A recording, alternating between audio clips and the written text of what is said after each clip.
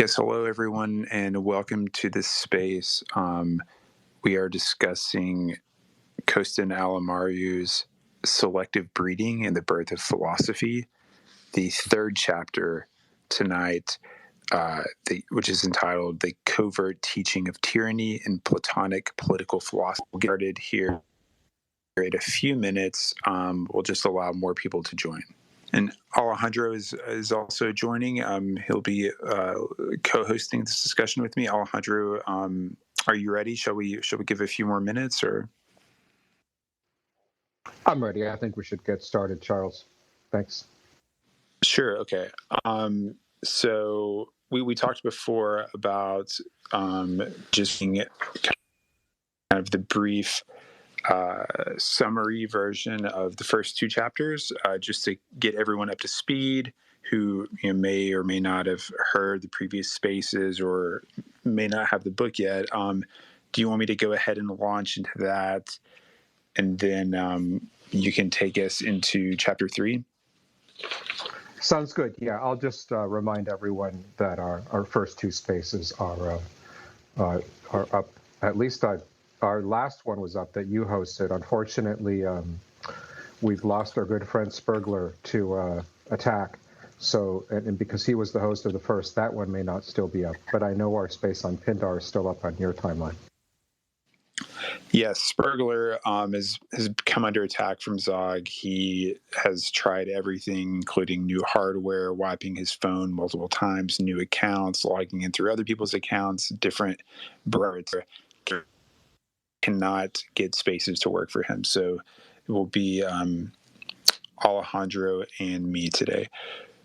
Okay, well, let's go ahead and get started. I think one of the best ways to summarize the overall project of Kostin's book is actually a sentence from the conclusion on pages 286 and 287.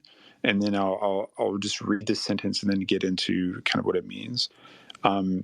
He just says, the thesis has connected two separate claims. On one hand, the claim by Nietzsche that philosophy and tyranny has its origin in a decaying aristocratic regime.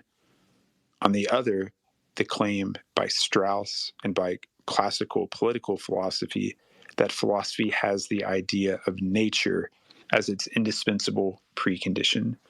This second claim that by Strauss and by classical political philosophy that philosophy has the idea of nature as its indispensable precondition is really the theme of the first two chapters of the book.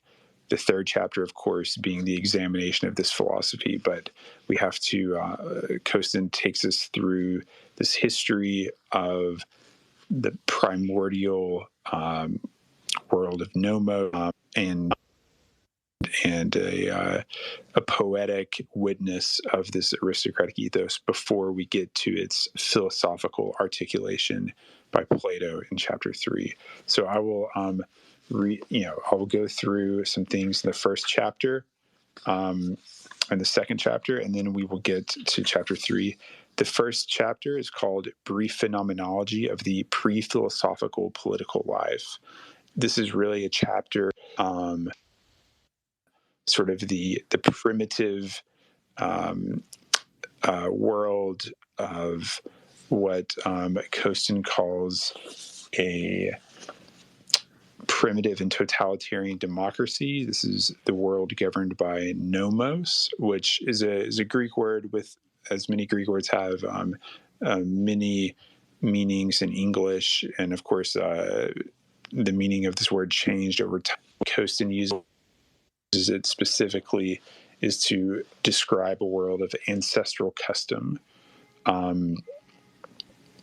Let's see, he talks about this world of primitive and totalitarian democracy, this sort of, we can abbreviate it maybe as the Longhouse, something like that. But he says it's provisionally defined as the undisputed rule and sovereignty of a historically concrete people through the ubiquity and supremacy of collective ancestral custom.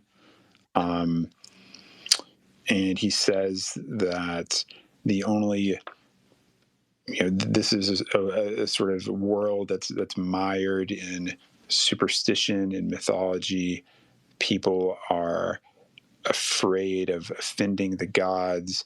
They have no perspective on their own customs, in the sense that they choose between their customs and the customs of another tribe as custom. So there are people, everyone, each of these primitive tribes ruled by nomos kind of considers themselves the people, and their ways are the way, and outsiders are feared and shunned, misunderstood. They don't have curiosity about the ways of foreigners, as these are sort of going against the prescriptions of ancestral custom and the will of their gods. This is a society characterized. The primitive religious imagination of the society is characterized by terror, the fundamental fear of, the chaos. Yes, the fundamental fear of chaos, out of which they sort of create these various pagan animistic gods to attempt to grapple with this world that they can't understand. Let's see, Strauss. He quotes Strauss talking about sort of further elaborating on this concept of nomos on page 67. Strauss says that prior to the discovery of nature, no final distinction was made between customs which are always and everywhere the same and customs or ways which differ from tribe to tribe. And there's another good passage where he quotes from James George Frazer, The Golden Bough. He's talking about this totalitarian democracy, this society. This is, again, prior to the idea of sort of nature as distinct from them. People, if you think, in my sort of mental shorthand, I think of sort of Native American tribes that have, each of them have their own creation story. They, everything that they do, from the way that they use the buffalo hide to their and their favorite rocks.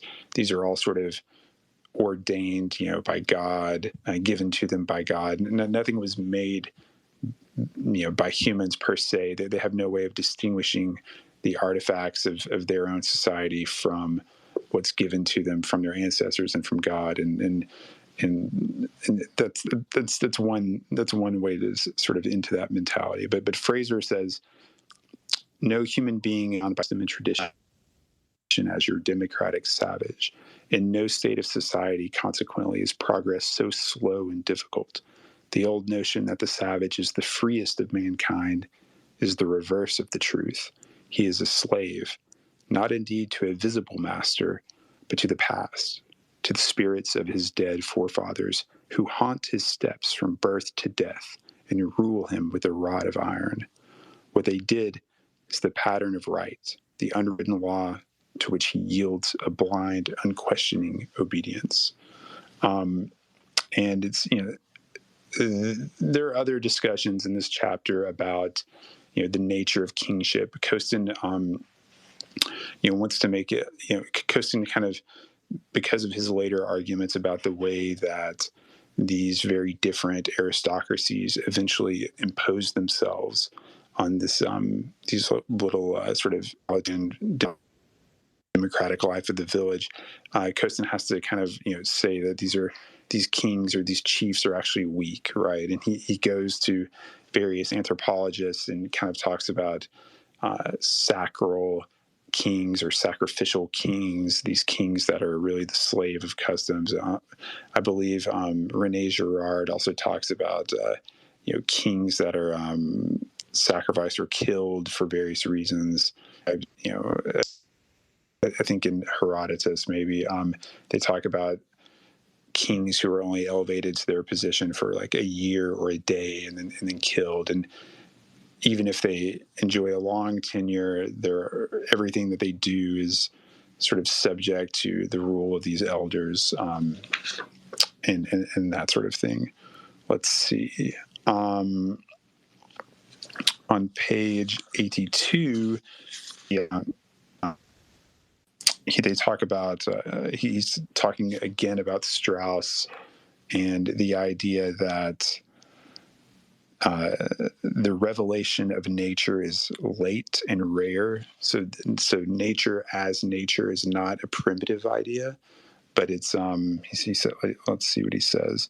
He says, philosophy, as Strauss notes, can only be born once the concept of nature appears, but it appears that the concept of nature itself can only appear after the rather late institutions of sacral and divine kingship exist, indeed after several other conditions are satisfied, and that indeed nature, the source simultaneously of both philosophy and tyranny, as argued in this thesis, really appears not as a rational concept or by rational analogy to abstractions, but rather as a manifestation, or one could go so far as to say a revelation.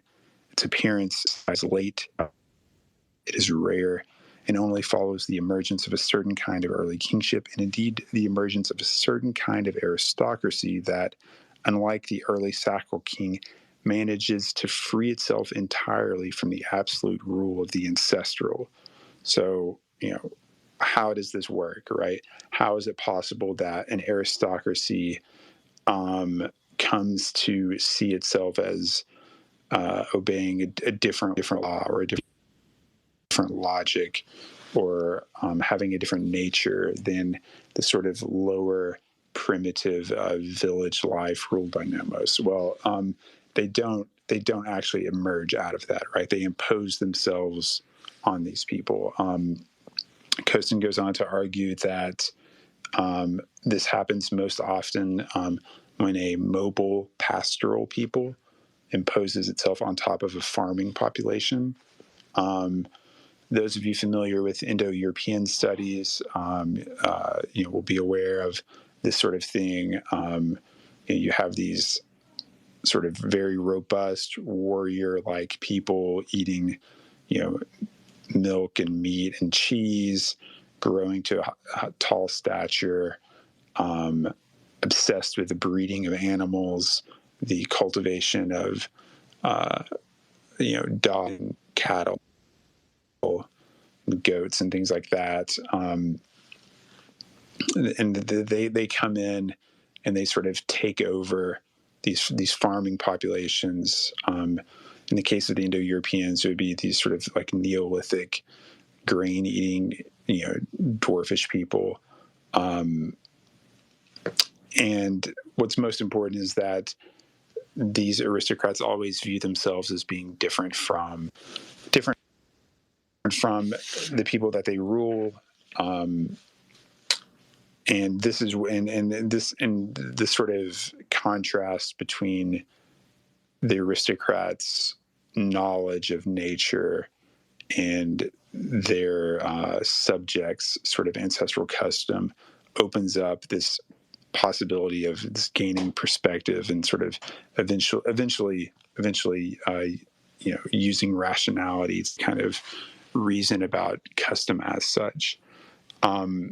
So that's a little bit of, I think there's maybe one more passage I want to read from the first chapter. Yes.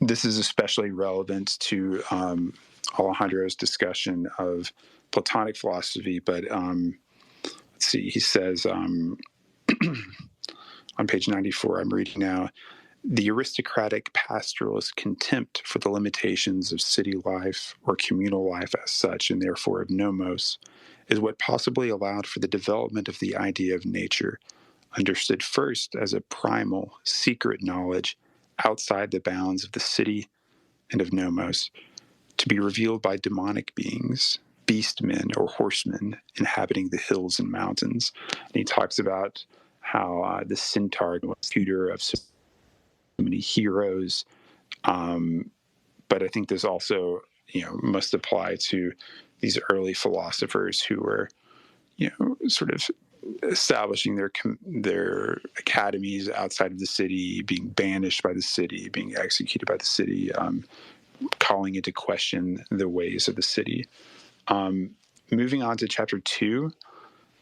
So if chapter 1 is a kind of phenomenological, anthropological discussion of sort of, the world, the primitive pre-philosophical world of this radical and totalitarian democracy. Chapter 2, and then of course how the aristocrats eventually come in and impose themselves, and there are very different people. Chapter 2 is a reading of Pindar's poetry. Pindar, Greek choral poet.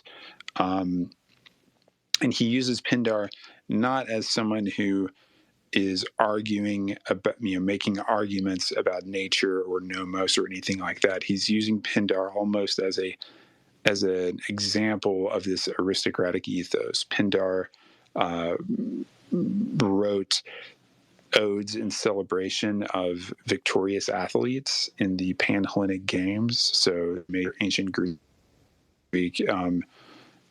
competitions, the Olympic Games, the Pythian Games, the Nemean Games, and the Isthmian Games. Pindar wrote, I want to say it was like 45 or 46 odes that survive in celebration of those athletes. And he talks about the athletes. He talks about their physis, their nature, their body, their inborn that sort of blossoms out of them.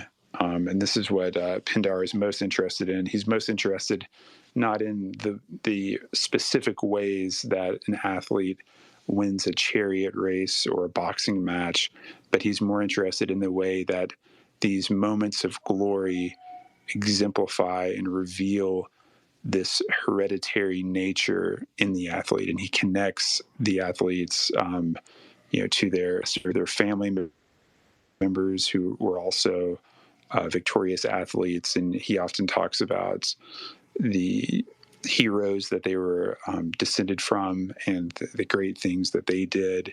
He also tells myths about heroes connected to either the site of the games or the city that the athlete is from. And often in these myths, Pindar explicitly recollects these fortuitous marriages that result in the issue of a race of heroes, right? So I'm calling back here to the title of the book, Selective Breeding and the Birth of Philosophy. Physis, the sort of inner nature of these, sort of beautiful, strong, glorious men is explicitly seen as a result of the breeding of certain kinds of people, of certain kinds of biological specimens. And there are a few passages I'll just read from this chapter. I'll read from page 122, and he's talking about the definition of physis. He talks about physis.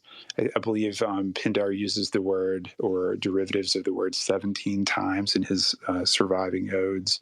They each sort of have a different inflection, and this chapter is a great discussion of sort of all of those uses, bringing out the nuances and sort of adding these valences and these kind of layers of context and meaning as he goes on. So as I read these passages, you'll see that the meaning of physis to charged kind of use. But to begin with, on page 122, I'm reading now. Both physis and phue in Pindar have a different meaning than the conventional translation. I will continue to render both as nature, with the warning that it is not yet clear what significance or meaning this term carries for Pindar. But there is one fundamental meaning we can be sure of. Nature's phue refers first of all and always and above all to a concrete material reality, to a biological reality that means very plainly the body. Whatever other, it's eventually intellectualized as essence, nature. Of course, it is the root of our word physics. But Costin says it always also means a concrete body, flesh and blood, a biological entity. And then on 125, he talks about sort of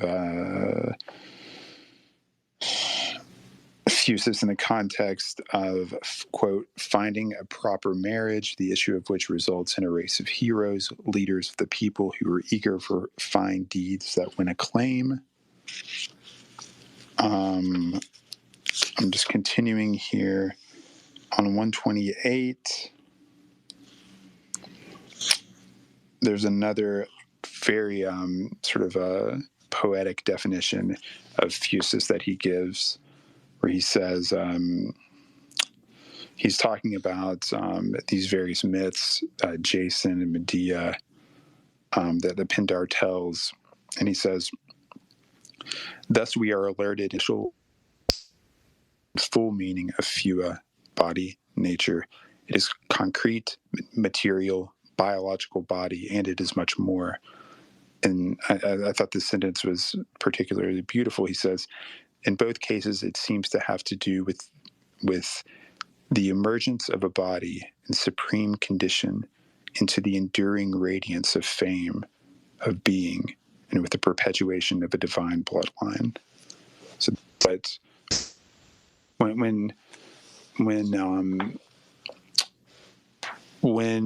Pindar talks about the fusus, or the nature, the inborn nature of a man, he's not talking about his individual personality, or what he's like as a person, or some sort of, it's not a psychologizing attempt to get at someone's sort of inner self, right, in the way that like Vader would. It's someone's inner nature is this almost this intensity, this life force that's expressing itself through their body and seeking to perpetuate itself in a succession of more bodies, right? It explodes out of them in these glorious triumphs and deeds, whether in mythology or on the field.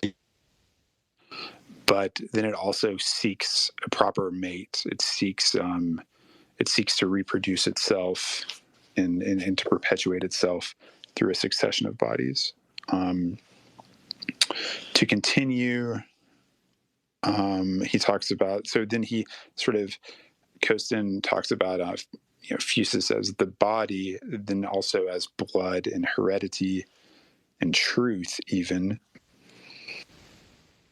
Let's see, on page 137, 136, he says, fusus is not a reference then merely to inborn character, specific orientation in the abstract, inclination, and so on, though it is that as well, but crucially, because most alien to our understanding, there's a question here of intensity. Some beings are in italics, some beings are more than others. They have more being, more nature.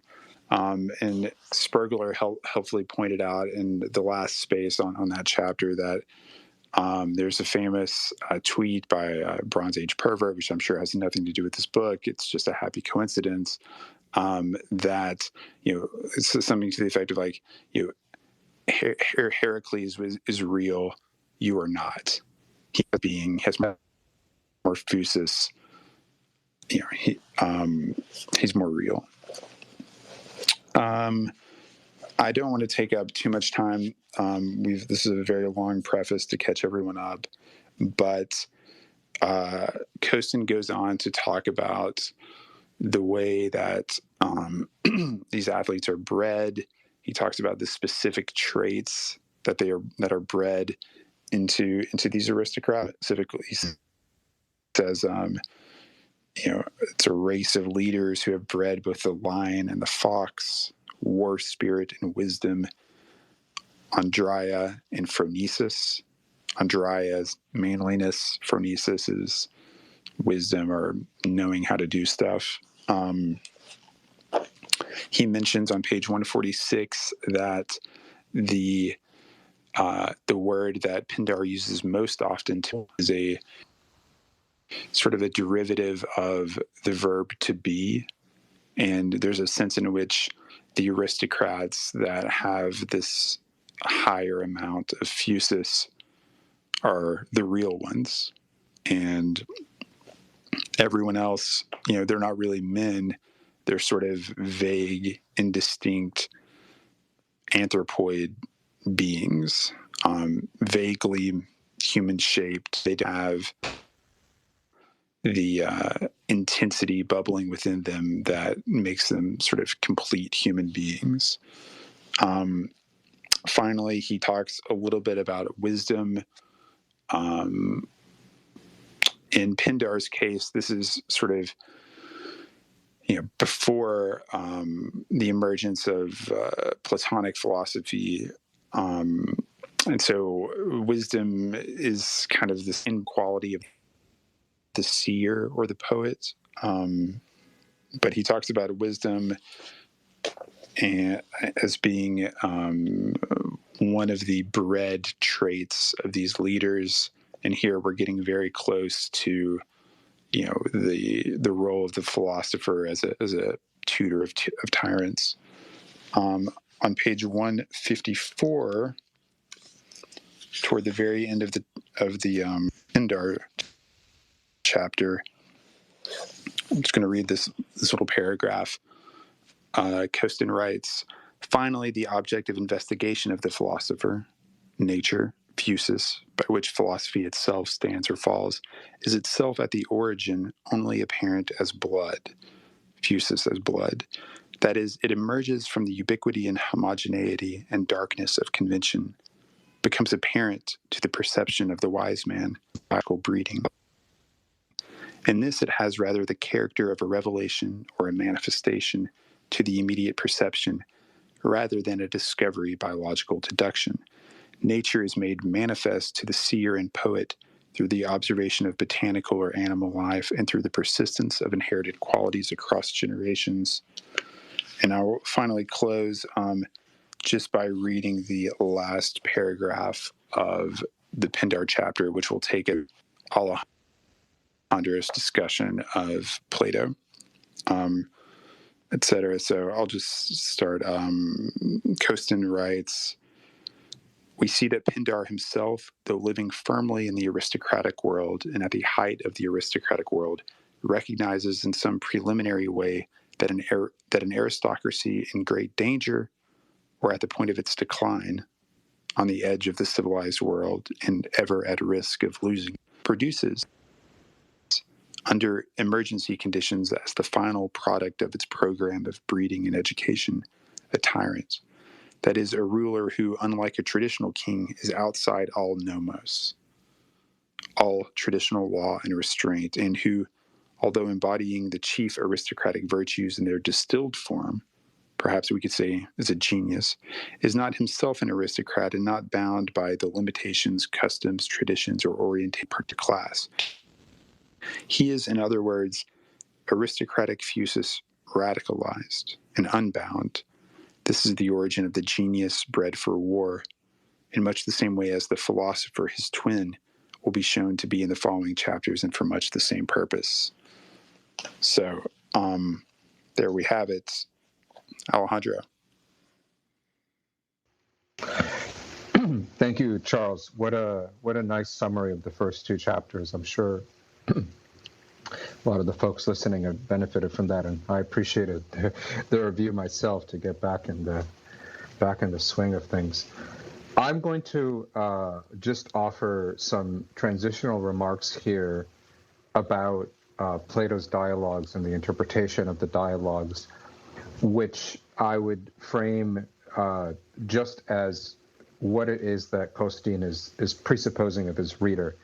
Now, most of you know, I think, this book Selective Breeding and the Birth of Philosophy was originally a doctoral thesis, and it's in the nature of that kind of focused work of research that certain basic considerations don't have to be spelled out. And so as you begin reading the third chapter, Costin dives pretty directly in to a reading not just of one specific dialogue, Plato's Gorgias, but a specific part of the dialogue. And so I thought it might be helpful, again, briefly, just to talk a little bit about what I think he is presupposing that his reader understands. So this is the general question. We have this body of work by Plato, these dialogues, and like I said, the main one that Costin is interested in is the Gorgias, although he also deals with another dialogue called Hippias Major. And then in the footnotes, of course, there's references to a number of other ones.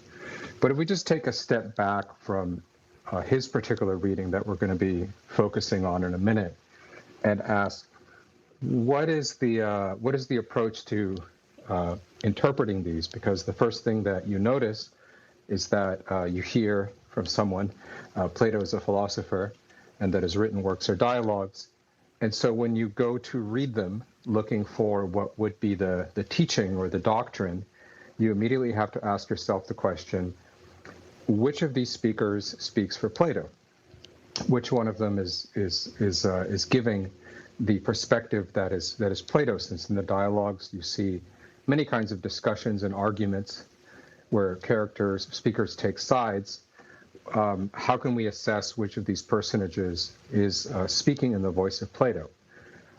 Is it the same one in every dialogue? Well, no, because we don't actually have enough consistency where the same character shows up every time. Even though consistently in many of them, Plato's teacher Socrates shows up, he is not always the victor in the discussions. Sometimes it seems that he is defeated in argument. Sometimes it seems he simply fails to convince. And in other cases, the outcome is uncertain. It's cut off in some way. And so if we can't pick on a given figure, can we land on some kind of argument or doctrine? Well, the problem is that most of what we have been told is Plato's doctrine comes from later syntheses, interpretations, and so on. So these things, of course, have been and consistently are read backwards into the dialogues. But if you are trying to deal with the letter of the text, you have to ask this question, as I said, who speaks for Plato? And so if you are, this doesn't mean you have to sort of abandon the idea that there is a teaching there, either in one particular dialogue or even overall, but it means that maybe it's important to be more judicious about how you approach this. So two kinds of things to look for, supposing there is some kind of teaching or doctrine that can be pulled out of them. One of the questions would be, how explicit is it? For example, is it that every argument that's presented as a good argument? Almost certainly not. So we have a contrast between good and bad arguments. And again, it's not always that the winning argument is the right one that we should pin to the doctrine, because sometimes a teacher will make a point of showing you how an argument fails or what a bad argument looks like to educate you on some point. Second of all, there's the issue which Costin leans on, and is obviously comes from a number of other interpreters, which you could sum up in the question of the relationship between the arguments and the action. So because the dialogues are, to some minimal degree, and sometimes much more than minimal, dramatically staged, we don't only have reports of what people are saying, but of what they were doing, their entrance and exit. And also in many cases, these are historically attested figures that we can learn other details about from other sources, and who these personages were, the fact that Plato puts his contemporaries, in many cases, into the dialogues as speakers, and sometimes they are doing something that seems to resemble what we imagine that historical personage would have said, and sometimes they're not. All of these questions come into this heading of action. So one of the ways this has been approached, and this is, I think, by and large, the just umbrella style the type of reading that Costin is doing here is one that supposes that there may be a distinction that one can make between what you could call an esoteric and an exoteric reading. So the idea is that the exoteric reading would be, to many minds, the most obvious reading, and the esoteric one is something that needs to be read with a little more effort and possibly between the lines, if you like to think it is something that only a certain kind of mind or kind of person will pick up on. It's not that it cannot be pointed to or shown. This isn't like something you need to be initiated into exactly, but it is definitely liable to be missed. So to talk a little bit more specifically about Gorgias, which is the main dialogue that's under discussion here, let me we'll get into some detail because, like I said, Costin is primarily concerned with one part of it. But broadly speaking, this is a dialogue where the character of Socrates has three successive conversations. First with Gorgias, who is a historically attested figure, a teacher of rhetoric, and then two of his students, Polus and Callicles. And Callicles, who is the figure that most concerns Costin, the exchange between Socrates and Callicles. Callicles does not seem to be a historically attested figure, so he could be someone who lived and any other evidence of his life was lost to history, or he could be, as many people suspect, a fictional character invented to stand in for someone else or to stand in for a certain position. Now, if you look at it and you take it, let's say, a little bit at face value, or what most kind of summaries would say, it seems that the primary concern in the Gorgias is to interrogate precisely the art of rhetoric. And this is similar to many other Platonic dialogues where Socrates is shown being interested in the nature of a particular kind of knowledge or skill that someone has and trying to assess what is it that they know, how do they know it, can it be taught, and so on, and these related kinds of questions. And at the same time, in the flow of the dialogue, it seems as though the conversation increasingly goes in a direction where political matters come up more and more. And so to go back to what I was talking about, first of all, one could ask, is it in fact mainly about rhetoric? And if so, rhetoric in what sense? How should we think about rhetoric? And maybe the best way to wrap up is just to take us into the beginning of Costin's chapter 3. If I've done my job with these remarks, hopefully what follows here will make sense. So I'm going to read from page 160. First, he is restating a little bit what the general thesis of the book is, and then he talks about what he is going to do here with reading the Gorgias. The philosopher and the tyrant are kindred types. The same type, the same youth, who uniquely becomes a philosopher, may become a tyrant. Provisionally, this may actually be described as the position of the character Callicles from Plato's Gorgias. The innovation made here, i.e. what Costin is proposing, in the reading of Plato is that Plato is shown to agree with Callicles, at least insofar as the fundamental orientation towards the city is concerned. So to put that in another way, the, let's say, standard or inherited reading is to assume that Socrates is the stand-in for Plato's ultimate views, and Callicles is a foil. So if Costin is suggesting that actually Plato may agree in part or entirely with what Callicles says, then we have a significantly different reading than the inherited one, and that's significant. And you'll see in a minute why it falls into line with what Charles was summarizing.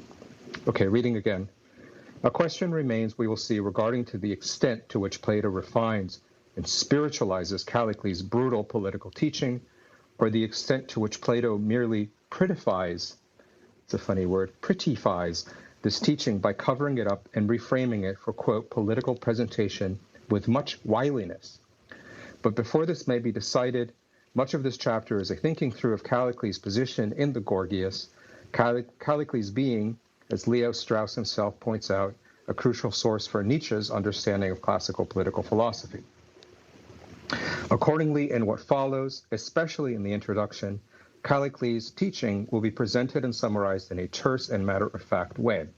There is much in this view that is frightening and even abhorrent to us, especially when it is thought through to its biological foundations. Nevertheless, for the purposes of understanding, this view must here be presented before the full Platonic revision or answer to it can be considered.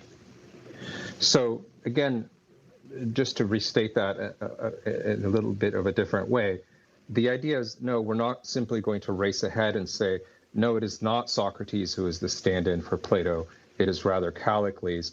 It is more that the dialogue or exchange between them is itself what is illustrative and instructive. And so over-identifying, basically to put it in simplistic terms, this is the good guy, this is the bad guy, this is the good position, this is the bad position, does not actually allow us to understand what is happening in the exchange. Okay, the conclusion reached in this chapter is that in the final analysis, Plato himself is at least politically is close, uncomfortably close perhaps, to the Calliclean position. Since it is the same type of man who is to become either tyrant or philosopher, it turns out then that, according to Callicles, this type in the final analysis is the thing. In this reading, the salvation and training of this biological type that provides raw material for both the philosopher and the tyrant is Plato's fundamental political concern.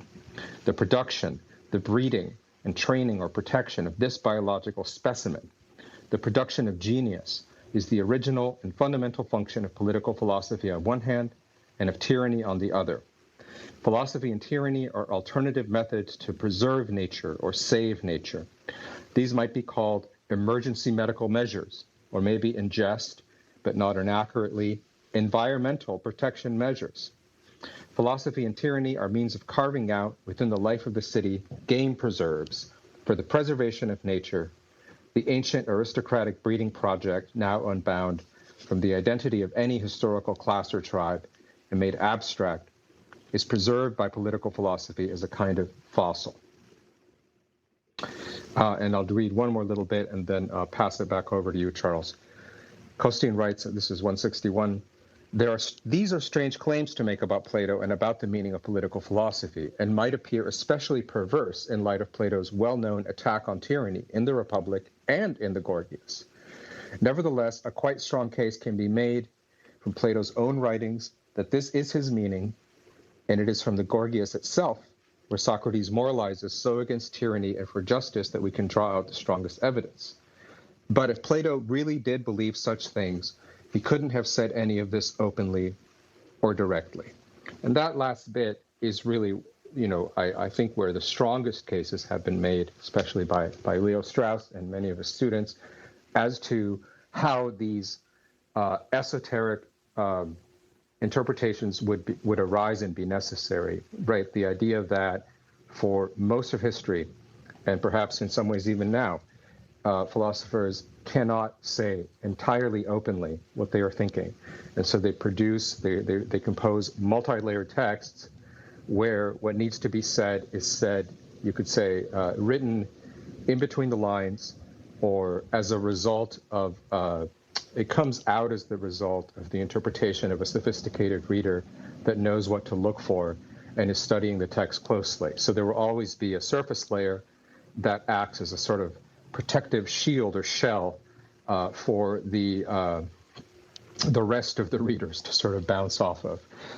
This is a kind of incomplete, presentation. I'm just trying to sort of sketch what the idea is. Let me hand it back over to you, Charles, wherever you want to land in this first part.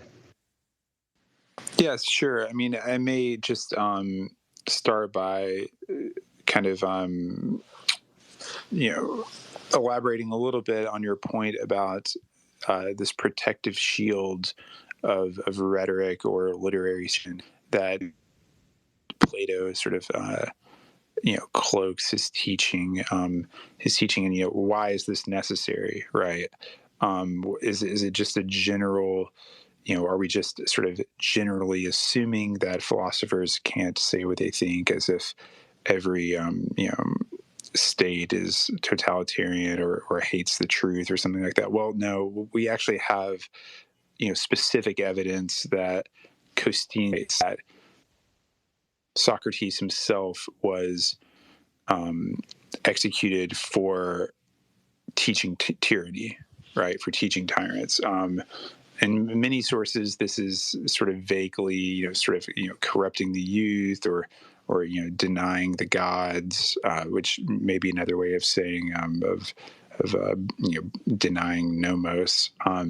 But Costine cites specific sources that mention, as if it's something that's widely known and accepted, that the specific way that Socrates corrupted the youth was by being a tutor of tyrants. So, if that's what Socrates was executed for, and Plato was perhaps his most famous student, one can't expect Plato to just transparently reproduce this teaching of this school, right? This was something that his teacher was killed for. So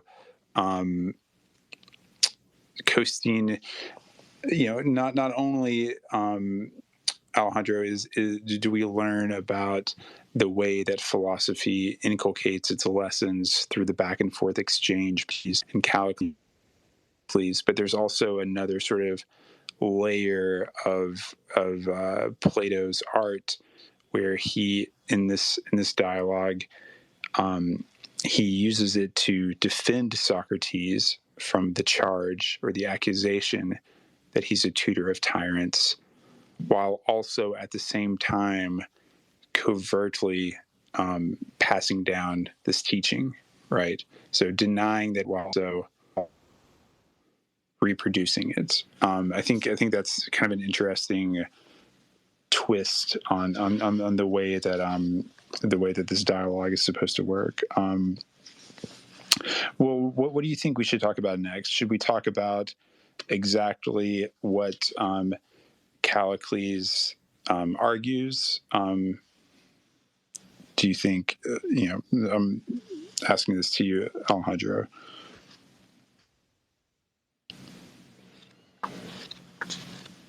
Yeah, I have a couple of passages marked that I think we might look at before we land on that. Okay. And maybe this just is another sort of transitional idea, but it is worth thinking about. Thinking a little bit more about why we're talking about philosophy this way and what the specific role of rhetoric is. So I want to read a little bit from 162 and comment on it. He says, this view of political philosophy and its relationship to rhetoric will no doubt be familiar to the reader. It is almost a commonplace in the wake of the revival of classical political philosophy by Leo Strauss and his school. So you see what I was saying there about the dissertation having a certain assumption that the reader knows things that may not be familiar to everyone listening. Okay, so this commonplace, that political philosophy in its beginnings is not just the philosophical study of politics, but also philosophy itself become political. That is, political philosophy is philosophy aware of its position in the city, and therefore aware of the dangers it faces, aware of its need for self-preservation. The drive for self-preservation on the part of philosophers and their friends was the result of persistent persecution, and Charles was just talking about that. Let me skip a couple lines, still on 162. Philosophy in the beginning, the study of the things in the heavens and under the earth, was therefore forced to orient itself away from natural science and towards social life, and in particular towards apologetics, a defense of philosophy as socially harmless or even beneficial in the face of persistent claims that it is harmful or dangerous. This apologetic and rhetorical project may be seen as one provisional definition of, quote, political philosophy. This is philosophy oriented towards the polis, justifying its position in the polis, philosophy with a, quote, politic face. The study of political philosophy therefore makes special demands on the reader. He must read it also, if not primarily, as rhetoric, and therefore read between the lines with special attention to means of concealment and dissimulation. So the fact that the Gorgias is a dialogue about rhetoric then takes on a very right in the fact that it's an interrogation into what is rhetoric, who is the true rhetorician. Is this really an art or a knowledge? That is, you see the significance of that. And second, I think it's what I just read is useful for those that have let's say, a default understanding of philosophy as this is the natural outgrowth of a sort of spontaneous curiosity where anybody begins asking questions about, as he puts it, the study of the things in heavens and under the earth. In the previous chapters that Charles summarized, Costin makes the argument that this curiosity about physis or nature is actually rather more rare and arises only under fairly specific conditions, and therefore that the political turn of philosophy is not simply spreading out of this inquiry into one more domain, that is, what is political life or what is the good of the city and so on.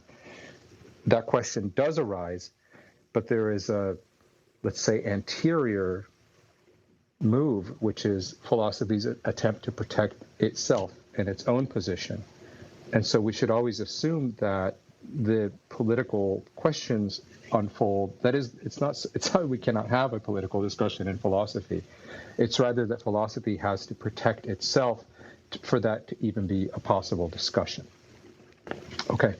And I can add here too, in terms of the sort of the history, not a classicist, so I'm not going to be get super detailed here, but why is it that the study of nature would be threatening? Why is it threatening? Why would it have to defend itself? What is so dangerous about the Socratic or the Platonic teaching? Remember that the obsession with nature and the recognition of the difference between nature and custom, or the voice of the people, was the prerogative. You had early in Greek, early in ancient Greek society, you've got kings and oligarchies or aristocracies.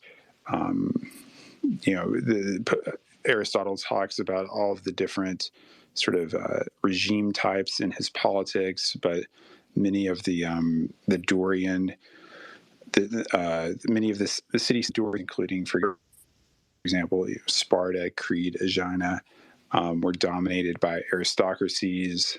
Athens is sort of the leader of this sort of new democratic form of the polis, and these aristocrats who viewed themselves as sort of naturally dominating others and expressing their andria and phronesis, by right, were looked at, more skeptically, more enviously. They were constrained by these democratic assemblies, by the laws that were passed down by the people, by new customs, new colleges of priests and things like that were being established. And so the philosophy is very much this. The study of nature becomes threatening because it calls, and we see this in the Platonic dialogues. Like, to be clear, like even in the ones that aren't about politics or rhetoric per se, Socrates is often, questioning people's assumptions. Someone, talks about bravery or courage, and he says, well, how do you know what that is? And they sort of give what their conventional understanding of it is. And then he, interrogates this and calls it into question and reveals it merely as convention and not. And so this is what philosophy does.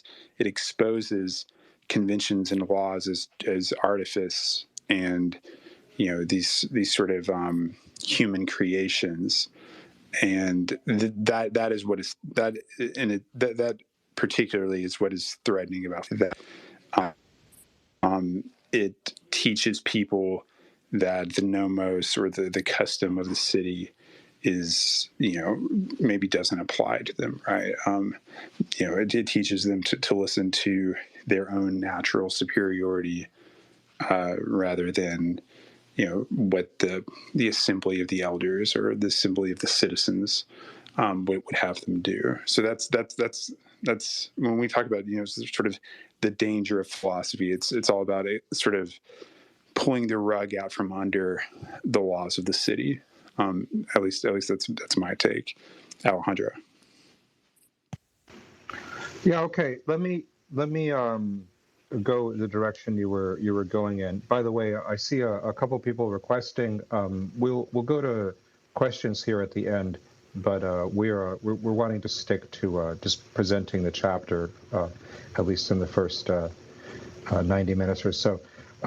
The exception there is the hidden third in our panel, our friend Upcountry, who has been in the discussion with us in the GC, and also has recorded the entire book in a series of spaces you can find on his timeline if you would like to listen to the audiobook, plus his always engaging commentary. But to get back to the discussion, you were saying we should talk a little bit about Callicles' speech. So let me just read from the second part of the chapter. This is 167. This is Costine's, one of his kind of introductions to Gorgias. He says, "The Gorgias is a strange dialogue. It is roughly divided into three parts, in which Socrates in turns argues with the orator, Gorgias of Leontini, and then with his students, Polus and Callicles, only the latter of whom is an Athenian.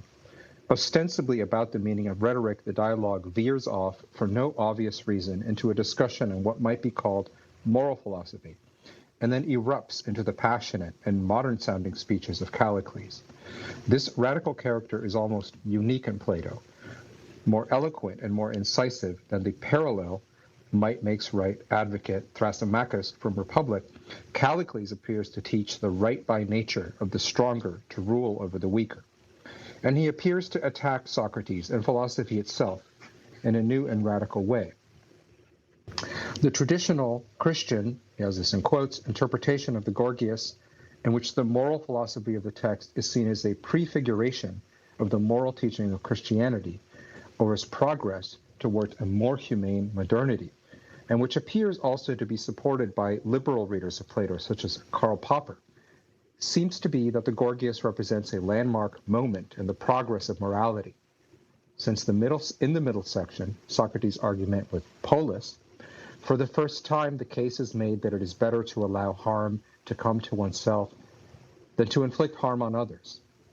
Others have noticed by contrast that Callicles' speeches stand out in all of Plato's opus for their intensity and passion and vividness, and that this indicates that Plato must have shared some special personal kinship with this radical character of the Gorgias. These latter agree with my interpretation that follows below insofar as they recognize the speeches and character of Callicles, and not Polus or the moral philosophy section, to be central to Plato's meaning in the Gorgias.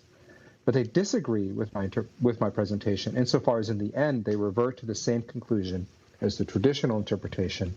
Callicles' teaching, for all the temptation it must have held for a young Plato, is nevertheless evil or vulgar and is refuted by Socrates, who, standing in for Plato, makes the case for morality and for justice and against tyranny. My own case is rather different. I aim to investigate the possibility that Callicles' speeches are in fact Plato's own teaching, that Plato agrees with Callicles on all the substantial problems or ends, but disagrees only so far as strategy and means are concerned. Plato can in no way avow such an agreement in the open. So let me pause there. Then the fact that the dialogue is about rhetoric takes on a much more specific tack. Rather than being a discussion of rhetoric in general, the reason the theme has been raised, right, supposing we just hold in mind for a minute this possibility that Costine raises, that Plato substantially agrees with Callicles, the question is still, supposing one has in mind or in one's heart fundamentally the position that Callicles says. Is it wise to state it publicly and to make an argument for it? And if it is not wise, then isn't the discussion about rhetoric more a conversation about to what degree should this be stated openly or dissimulated? And so rather than seeing, as Costin calls it, the Christian reading, or you can simply call it the moral reading, where the purpose of the dialogue is to teach you the incorrectness of the position that might makes right, it is rather that it is there to show you the necessity for caution in to what degree and with whom you publicly express this position. Okay, go ahead, Charles. Yes, it's interesting. Costin eventually comes to the conclusion. He says that no, at one point Socrates sort of gives up to refute Callicles, Callicles's antinomian view, and he says, well, and I think Costin writes that Socrates out Callicles' Callicles by saying that yes, what you're saying is all true, and I'm not going to dispute that, but you just don't understand the nature of the polis. You don't understand politics, the art of rhetoric, and just go around and saying these things, right? And this would correspond to the aspect we looked at in the Pindar chapter about the combination of breeding and training, right? That part of the training or the education of the philosopher, or is it the tyrant, this type would have to be, among other things, training in this kind of cautious speech or dissimulation. I've got another passage queued up, Charles, if you're okay with that. Yeah, just one more point. I would like to emphasize the sort of ingenuity and symmetry of the reading that Costin is making of the Gorgias, where he's saying that it's almost like a meta philosophical commentary on the Platonic project. It not only does the Gorgias hide yet pass on this teaching of tyranny, but the interlocutors, Socrates and Callicles, are openly talking about the best way to use rhetoric in politics and what kinds of positions can be open or closed. So it's like not only is this a reading, a Straussian reading of Plato that talks sort of about the exoteric or superficial reading and the esoteric or sort of encoded reading, but that's actually what the characters are talking about as well. The necessity of writing these texts like that, and I'll just say that for those of you who don't read Plato a lot, or don't have never engaged with the text directly, this is what makes this philosophy so fascinating, is that not only is it's not just teaching a doctrine about the world, but these are highly sophisticated literary texts that are open to this kind of these sorts of multi-layered philosophical readings, and the texts themselves are rich enough to support these readings, very plausibly. I'll just leave that out there, and you can go on, Alejandro. Thanks. No, and that's what I was trying to point out in my introductory, comments about what Costin is presupposing here. It seems to me that part of the excitement I hope the interest in this book should generate is a curiosity about what is sort of unleashed, you could say, when people read these for themselves and work on them. I mean, I make a lot of jokes with my philosophy friends here when we do spaces about canned readings, and you can open any number of encyclopedias or secondary sources that will just say, well, Plato was a rationalist, or Plato taught the theory of forms, or all of these kinds of things. And then you try to figure out what these claims are based on. And a lot of the times they're based on these sort of accumulated layers and layers of inherited interpretations. And if you simply collect these in your mind and use those as a sort of crutch to guide you through the reading, you're not really reading at all, right? So I think someone could very strongly disagree with what Costin is doing here and still respect the gesture in terms of not just trying to think through this particular question, but in terms of taking as seriously as possible, not just any kind of philosophical claim, but how we got philosophy at all. And so this is, I think, something that's going to connect to what we'll talk about in our final space on the Nietzsche chapter.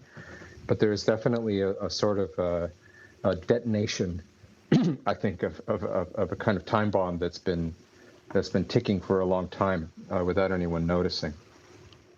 Let me, just to dive in a little bit more specifically to the reading of the Gorgias, read some of the text, which we haven't heard any of, actually, Plato's words yet, I don't think, and read a passage which connects us also back to our conversation about Pindar in our last space. So I'm on 169 here. Let us begin with what is exciting and vivid before we move on to a closer examination of the Gorgias as a whole. Callicles' frank, passionate, and radical first speech culminates in the following dramatic passage. So this is now Plato. This is Callicles speaking in Plato's Gorgias. For by what matter of right did Xerxes march against Greece, or his father against Scythia, or take the countless other cases of the sort that one might mention? Why, surely these men follow nature, the nature of right, in acting thus. Yes, on my soul, and follow the law of nature. Though not that, I dare say, which is made by us. We mold the best and strongest among us, taking them from their infancy like young lions, and utterly enthrall them by our spells and witchcraft, telling them the while that they must have but their equal share, and that this is what is fair and just. But I fancy, when some man arises with enough nature, he shakes off all that we have taught him, bursts his bonds, and breaks free. He tramples underfoot our codes and juggleries, our charms and laws, which are all against nature. Our slave rises in revolt and shows himself our master, and there shines out the full light of the right by nature. And then Costin again. The reader will be reminded in Callicles' speech immediately of the numerous parallels to the words and ideas of Pindar. A man, not anthropos, but aner, a word pregnant with meaning, with enough nature, arises in revolt out of the primordial and constraining and homogenized darkness of nomos to manifest himself as a master. In this event, shines out the right by nature, shines out the truth as opposed to the lies of the many.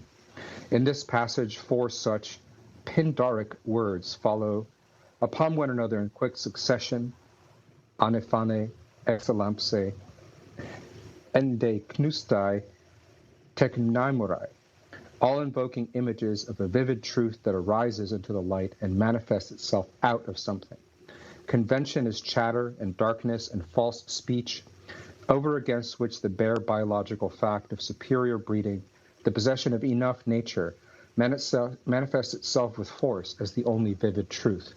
Even the image of the lion in this context must be Pindaric, although the sinister suggestion here made that convention can smother and suppress nature, particularly the nature of a lion, does not really exist in Pindar.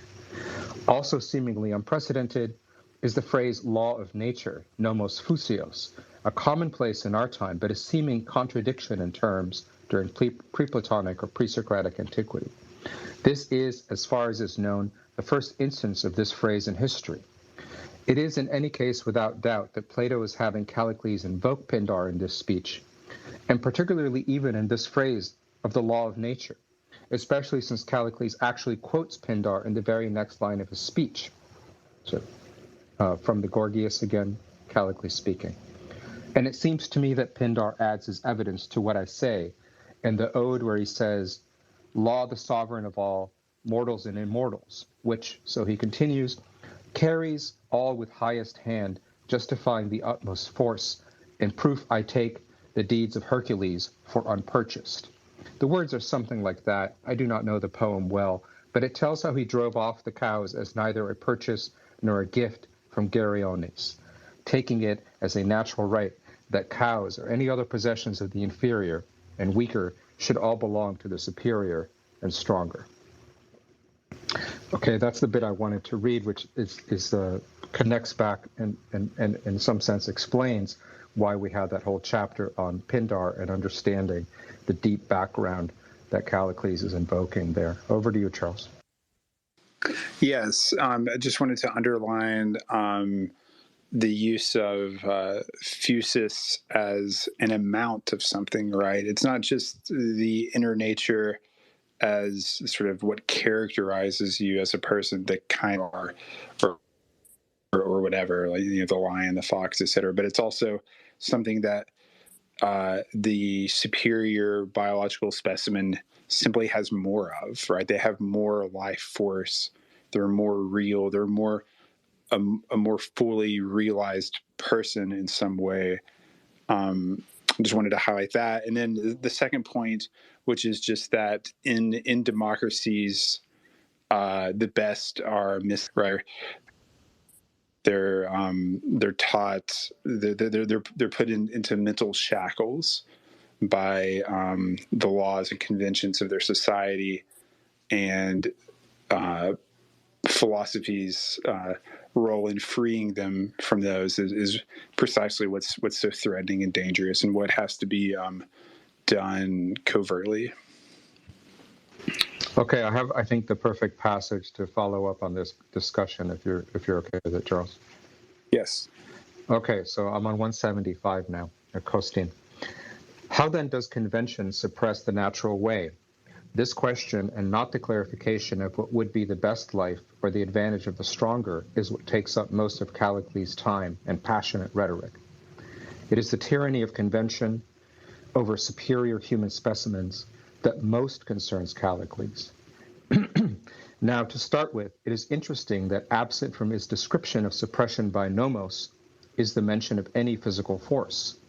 The issue is slightly confused for us because in Greek the word nomos stands not only for convention, but also for way, positive law, specific custom, even specific musical melodies. We are accustomed to think of political order, control, or suppression as consisting in positive law enforced by physical power or threat. Indeed, earlier Polus had described exclusively physical threats against the tyrannical man who seeks to usurp the polity.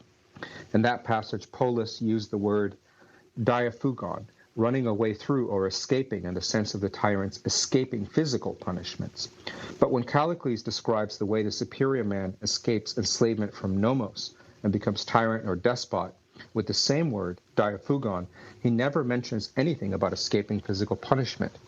What then does the superior man escape? The escapes are, quote, enslaving speaking. Just as earlier, not lack of knowledge, but lack of daring stood in the way of the manifestness of nature or truth, so now, not lack of physical power or knowledge, but a lack of a sufficient nature stands in the way of the shining out of the just by nature, the superior man becoming a despot. This is Callicles' surprising and radical conclusion. Nomos controls not by physical power, but by a kind of speaking or education. This is very good. And there's another issue I want to ask you about, Alejandro, which is, occurs to me as someone who has always been obsessed with discovering the truth about things, certain very thrilling and challenging visions of what reality is, as opposed to what we're taught and what we're told to think about in school as children. Later on in the chapter, just a few pages later, Costin talks about a certain kind of philosopher who perhaps doesn't pose such a threat to the city. He talks about, one could think of it as sort of the epic philosopher, who has a disinterested, removed kind of will, who retreats to cultivate his garden in private, and studies the natural world to satisfy his own curiosity. This kind of philosopher is very different from, the figure of the kind of person that Callicles wants to be. And I wondered if you could elaborate a little bit on this distinction. Why does the study of nature necessarily have to be threatening? Can't a schoolboy just learn about plants and animals and write books about botany and things like that? Why does he have to try to for the city? I have an answer in mind, but I want you to talk about this as well. Well, this is a great question. Yeah, Charles is referring to, I'm not going to read it, but there's a very interesting quote from Nietzsche's Beyond Good and Evil about Epicurus that's cited later in the chapter. I have a couple of thoughts here, and they're not organized, so I'm just going to rattle them off. One is that maybe this Epicurean vision of the philosopher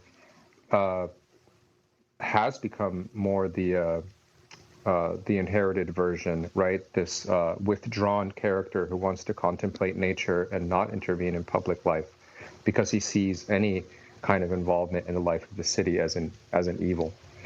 And so because that also has an origin story, right? Epicurus was a historical personage. He did teach in a particular way, and he did, recommend this kind of seclusion for the thinker.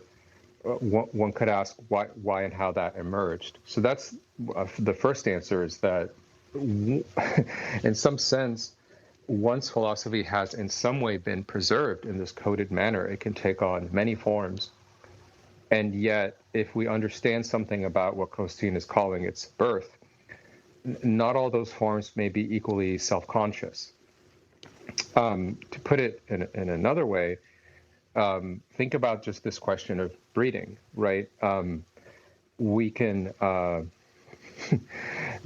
talk about the little boy who wants to study plants and animals, and in some sense, sure, but that curiosity may grow into asking the difference between different human types, and immediately we discover that bringing up certain questions has very specific political consequences and prohibitions around it. Being curious about questions around intelligence and abilities and the historical trajectories of different people being related to what some people call human biological diversity. These are still highly forbidden topics. So one can get fairly rapidly from one to the other still. And so the idea that the study of nature is always primarily this innocent curiosity in the Epicurean mode is itself a kind of philosophical invention, but differently than the dissimulating rhetoric we've been talking about. I think what preoccupies Nietzsche about Epicurus in that passage is that Epicurus himself seems to have believed his own story. You see what I'm saying? I do, and I want to raise a third possibility, that it's not just due to the nature of philosophical inquiry that leads us to dangerous truths, or truths that may be dangerous to the polis, but it's also, so not just the nature of the inquiry, but the nature of the inquirer, right? And so if in the ancient Greek polis, the philosophers are selecting the young lions to instruct, once they discover their own natures, perhaps they have to listen to their natures, right? And this is I think what Costin says. So it's not simply what you're teaching or how you're teaching them to think, but the specific danger is that these aristocrats overflowing with fusus, if they learn these lessons, that is what is dangerous. The superior biological specimen, when combined with this teaching, is what creates the potential tyrant.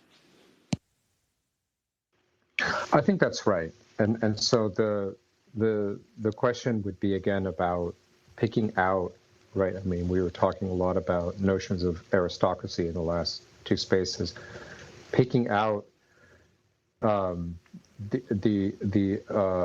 young future aristocrats, you could say, not in the sense of the inherited aristocracy, but of the aristocracy of blood and heredity, as Costin has it, and training them to be conscious of what kinds of specimens they are.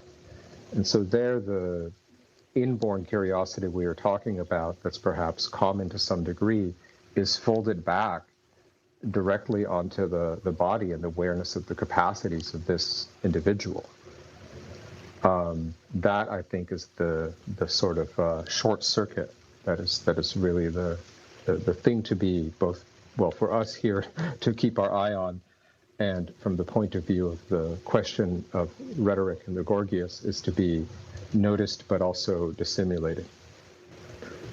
And reading from Costin on page 179, he writes, if a talented, ambitious, and erotic young man hears this and understands all of this to be true, liberation from the city's ways becomes a necessity.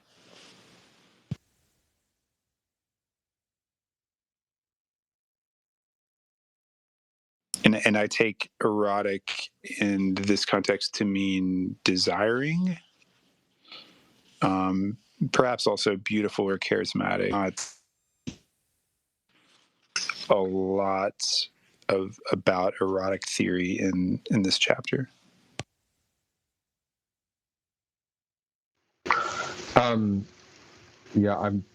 I think that would be, I would want to think about the Eros bit here in more detail, but I'm not quite ready to do that now. What do you think if we move ahead to the third section, the last two sections, and kind of head towards wrapping up from there? Sure. The only other thing I'll read from the top of page 180, just to follow up on that, Costin writes, the young man who could become a philosopher, i.e., who has insight into the primal philosophical distinction between nature and convention, not only has a right, but even a duty to become tyrants. Such a duty may even be called properly philosophical by the truth. So yes, that's, and then now you can continue, please. Okay, so let me land at the beginning of the third section. This is on page 202, and again, we've kind of been just skipping around, but I hope people can see at least what the large moves of Costin's argument here, right? So one of the places that I think he makes an interesting point is that when, and I'm not going to go into detail, you can read the chapter yourself, because it gets almost down into a line-by-line, word-by-word reading in some places, and it's a little hard to transmit in a setting like this. But he tries to show that when Socrates is arguing with Callicles, and Callicles has set out the kind of argument we heard earlier, that Socrates' replies are somehow bizarre or insufficient, which should make us suspicious as to any kind of reading, what Costin calls the Christian reading or the moral reading, where the lesson of the dialogue is to assume that Socrates has bested Callicles. So, okay, from 202. Why are Socrates' replies to Callicles so bizarre? In light of the preceding considerations, several questions must force themselves on any reasonable reader. Why would Socrates choose to make his case in this roundabout way? What is he trying to achieve in pretending to side with conventional morality while he rhetorically distances himself from his close cousin Callicles? Why not just come out with it? Why does Plato choose to exhibit the radical connection between the tyrant and the philosopher only by the evasions, omissions, and rhetorical tricks of two interlocutors in a dialogue? Why does this dialogue exhibit instead, on a first or careless consideration, only the starkest possible contrast or opposition between the tyrant and the philosopher on one hand, and endless repetitions of conventional moralizing on the other, both types of statements revealing an unstable or contradictory nature only on a closer consideration of the arguments? The answer has to do with the nature of Socratic rhetoric itself, and with the nature of the Platonic project in general. But we would do well to start with the obvious.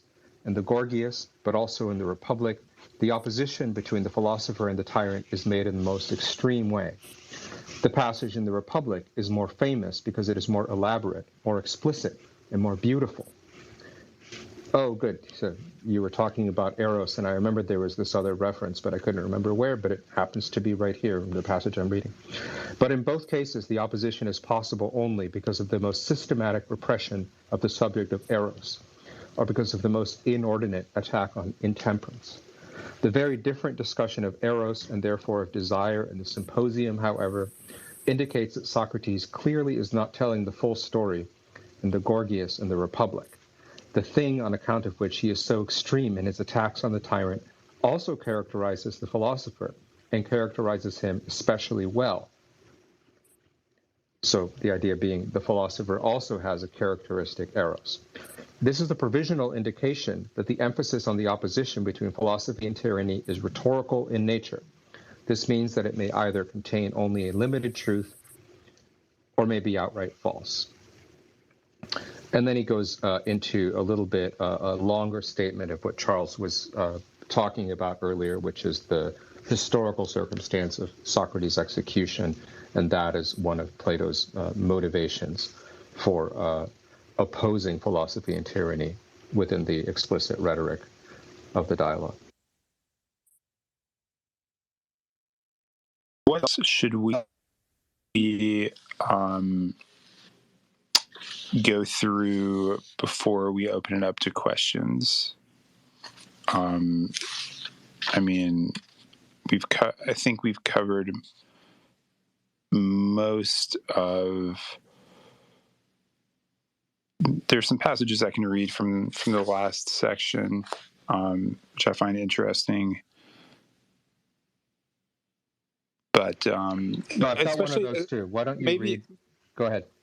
There's one interesting part. You know, we haven't talked. I think you quoted Costine about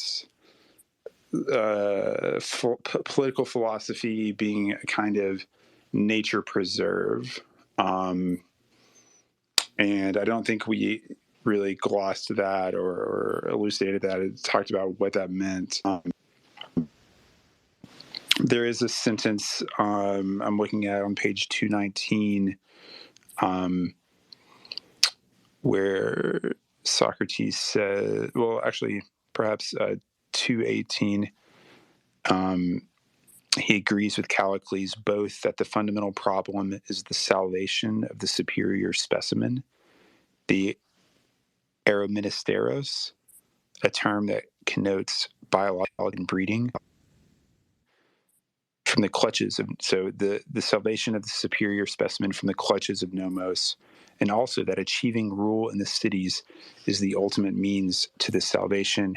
Later, the next page, he says, Socrates recommends the practice of a new kind of oratory instead, which will both allow the philosopher to remain philosopher and, in the long run, give him spiritual dominion in the cities.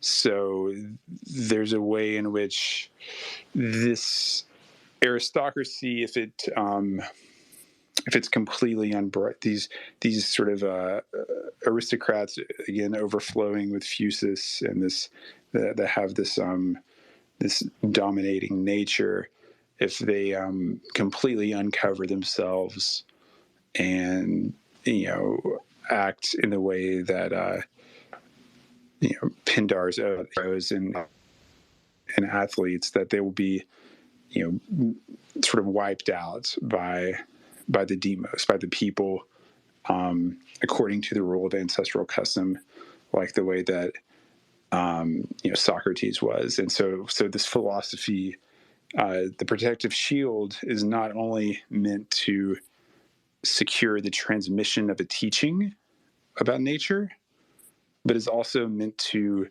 cure the succession of biologically superior specimens, to prevent the biologically superior specimen from being either subsumed by the people, by the many, or by being persecuted, driven out, exiled, executed, etc., by the many. And that, yeah. So anyway, I wanted to mention that passage. Yeah, I'm just going to throw out two more things, and then we can go to questions. One of the things that I think is Costin does very briefly, but I think which, I said earlier that part of the interest of this is that this is laser focused on the Gorgias, but I think the real test of this, which of course you can't expect this in a dissertation, but the real test would be to take this idea about philosophy and tyranny and start testing it with readings of other dialogues and seeing to what degree does it add insight, pan out, or encounter obstacles, and that I think would be very worthwhile. The other direction, which Costin only gestures to briefly, but I think is really provocative and just happens to be an area of interest of mine, is that he says we should also look at Socrates' other students. And there's a brief passage where he talks about, oh no, did I lose my place? Aristippus, another of Socrates' students, as Costin describes him, this is on 219, Aristippus, student of Socrates, consort of tyrants, and the founding of the hedonist school from Cyrene. And here he says, we will not fail to see the political teaching to nature that I've discussed so far, expressed in a rather frank way. And then this is a quote, I think this must be from Diogenes Laertius. At another time, Aristippus was asked what advantage philosophers have over other men. And he replied, if all the laws should be abrogated, we should still live in the same manner as we do now. Now, this really struck me because I've encountered this a bunch of times. I've looked at it before. And I think that I always sort of took it along this reading, which is more or less something like the philosopher has a sort of inner guidance or sense of conscience such that they don't need the laws for guidance. If they're behaving right there in their good behavior, they don't need those sort of external controls. But then I started, this reading that Costin is offering made me read that in a completely different way, right? Which is that if you are not already, so to speak, outside the law in the realm of nomos, you can't simply wait for it to be suspended. I'm not expressing myself well, but I think you see where I'm going, right? That we should still live in the same manner as we do now. I reread what was meant by that second phrase. That's all I wanted to close on. So I'd be happy to go to questions if you don't have any final remarks, Charles. No, that's perfect, Alejandro. Let's go to questions. Please request the mic.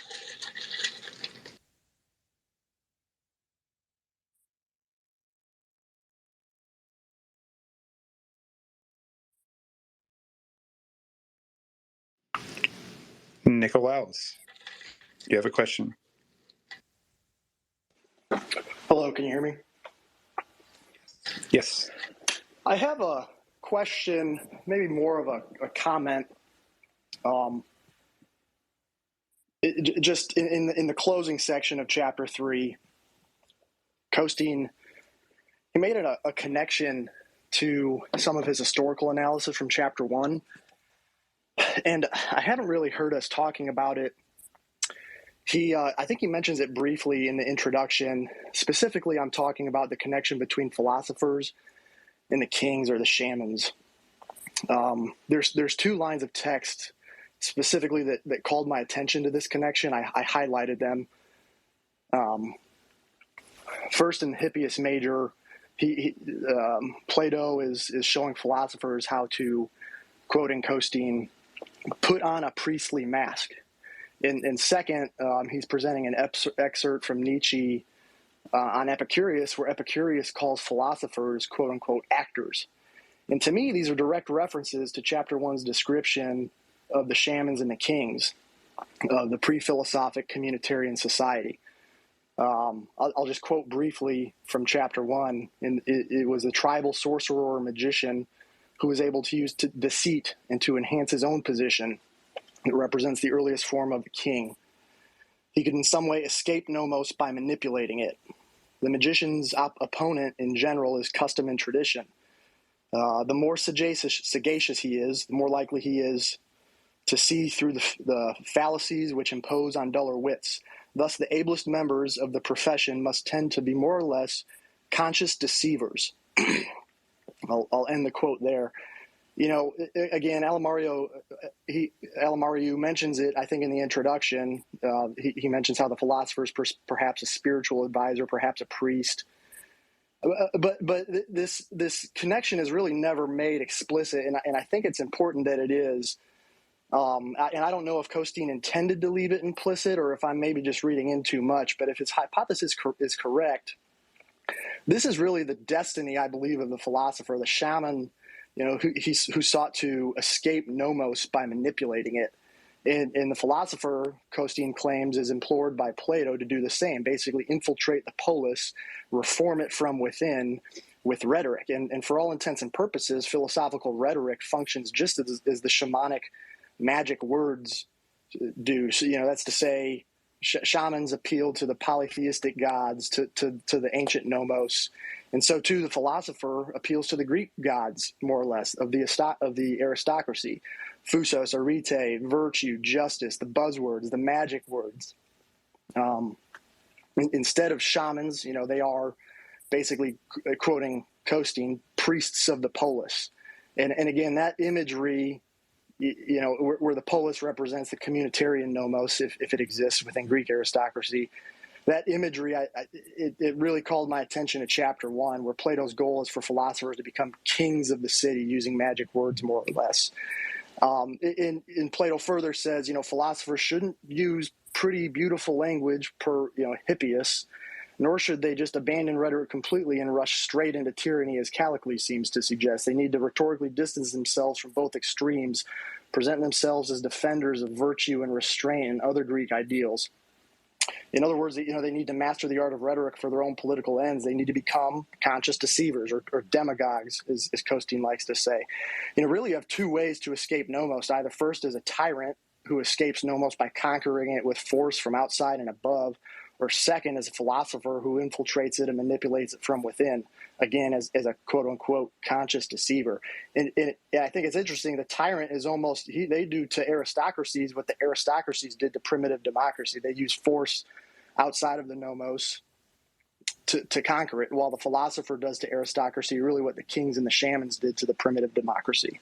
So that's my analysis on the text, and I guess my question would be, did anybody else catch that? You know, am I off sides here? But I'd like to close just briefly for 30 seconds. You know, the reason I wanted to expound on this connection, I thought it was so notable, the connection which Costine is drawing. I think it's salient for our own times. You know, Epicurus calls the Platonists out. But Epicurus and his school, despite his ability to see the philosopher's game, you know, he faded into nothing.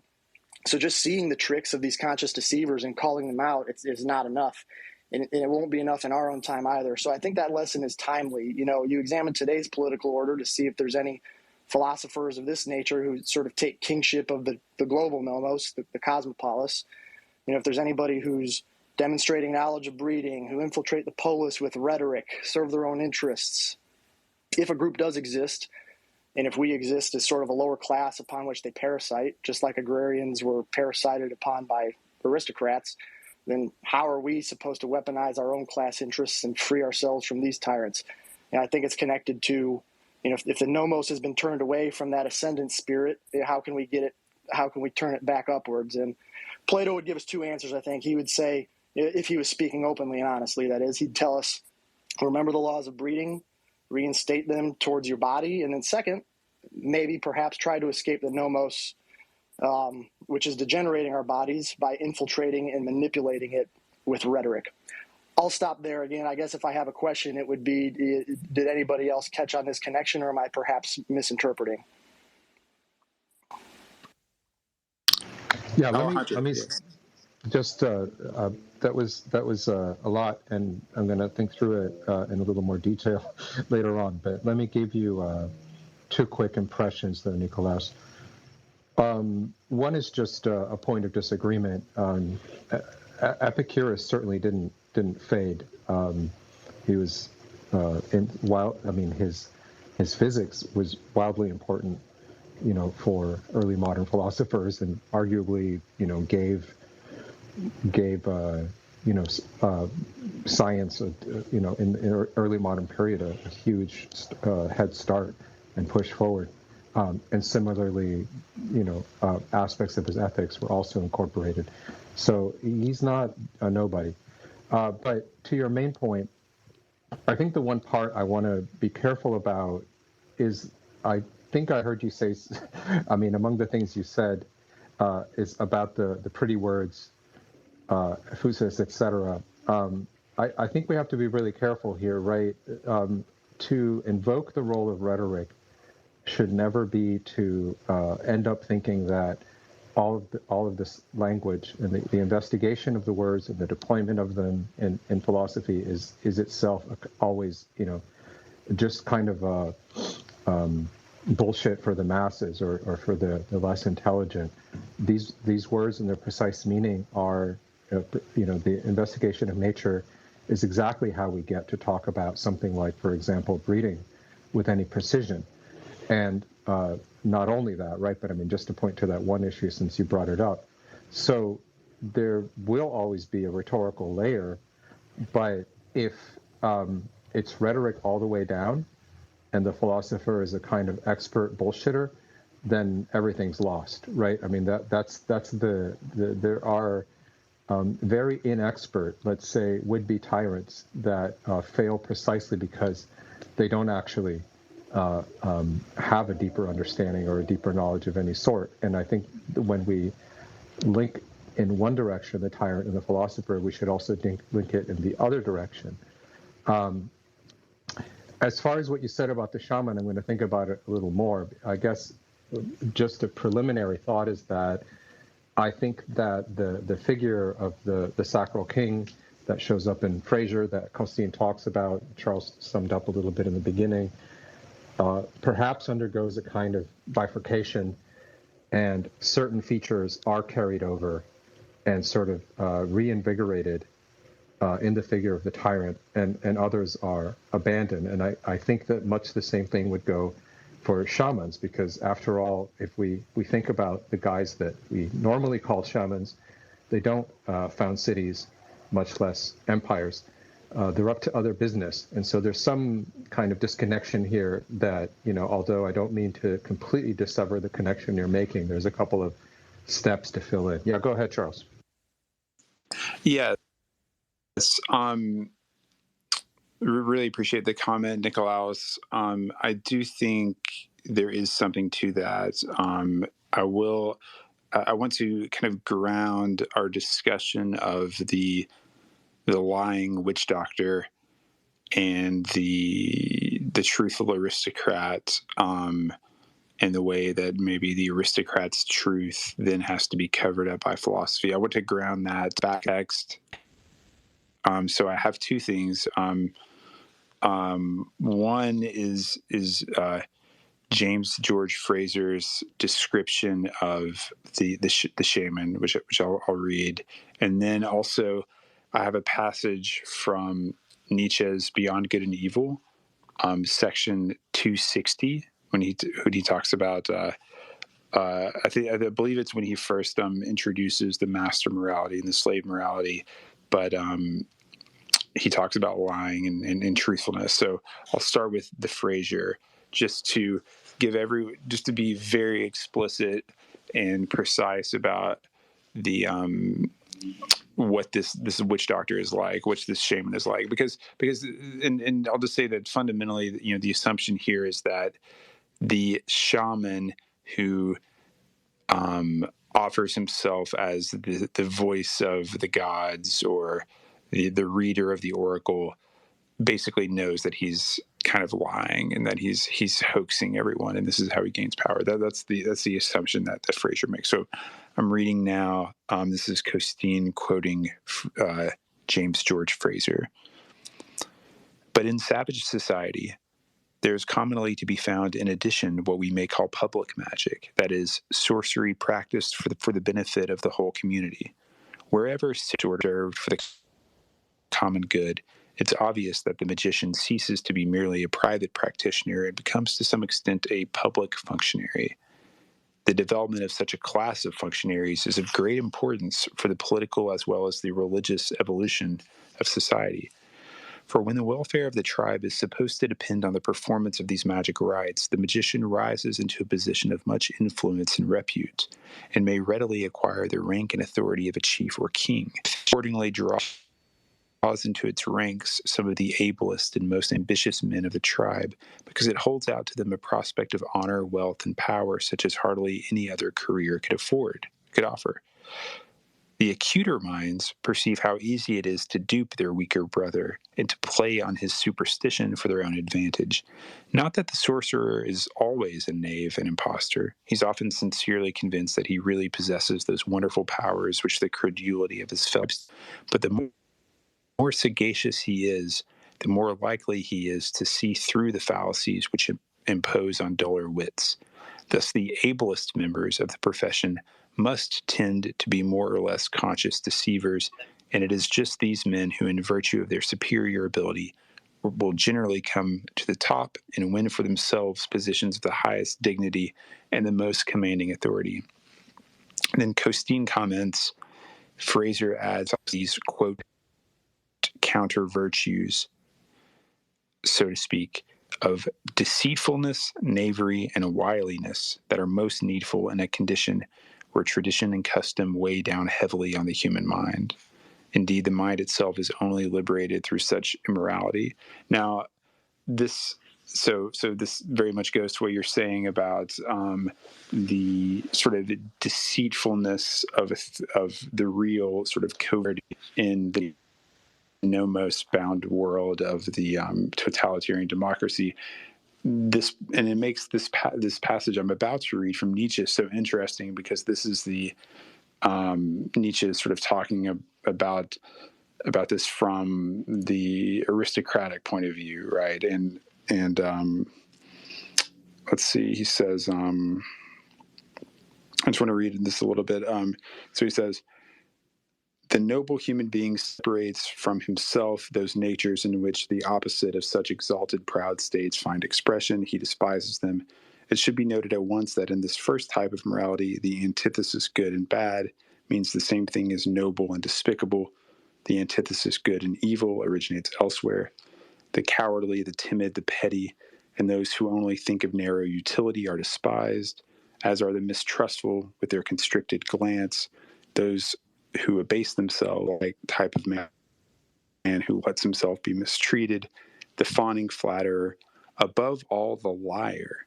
It is a fundamental belief of all aristocrats that the common people are liars. Quote, we who are truthful, end quote. Thus did the nobility of ancient Greece distinguish themselves. So we see here, I actually read that today on an airplane, and I was, just remind in Costine's analysis of the birth of philosophy, there is this historical narrative by which you have lying shamans who are then taken over by truthful aristocrats who despise them.